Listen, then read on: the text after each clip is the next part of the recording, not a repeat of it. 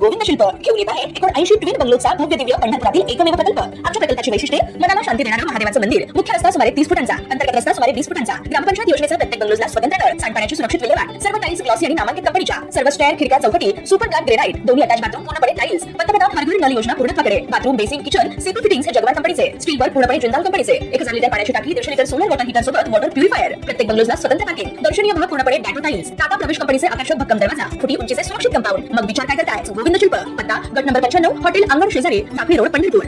छत्रपती संभाजीनगर शहरातील रांजणगाव शेनपुंजी परिसरातून एक हृदयद्रावक घटना समोर आली आहे। पती पत्नीमधील सततच्या वादाला कंटाळून एका 22 वर्षीय तरुणाने टोकाचं पाऊल उचलत आपली जीवनयात्रा संपवली आहे।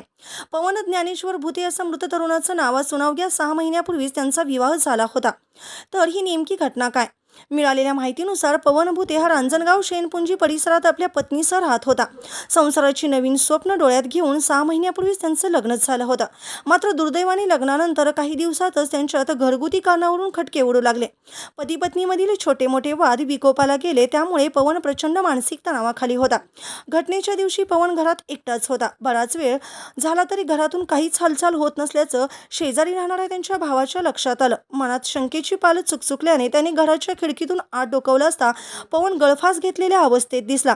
हा थरार पाहून भावाने तात्काळ आरडाओरडा करत परिसरातील नागरिकांना गोळा केले आणि या घटनेची माहिती वाळूज MIDC पोलिसांना दिली। या घटनेची माहिती मिळताच वाळूज MIDC पोलीस पथकाने तातडीने घटनास्थळी धाव घेतली।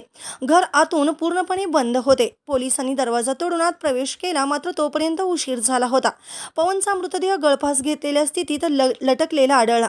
पोलिसांनी घटनास्थळाचा पंचनामा करून मृतदेह उत्तरीय तपासणीसाठी घाटी रुग्णालयात पाठवला आहे। ताज्या घडामोडी पाहण्यासाठी आमच्या YouTube चॅनलवरील PVR म्हणजेच पंढरी वार्ता या न्यूजला सबस्क्राइब करा आणि शेजारील बेल आयकॉनवर क्लिक करा।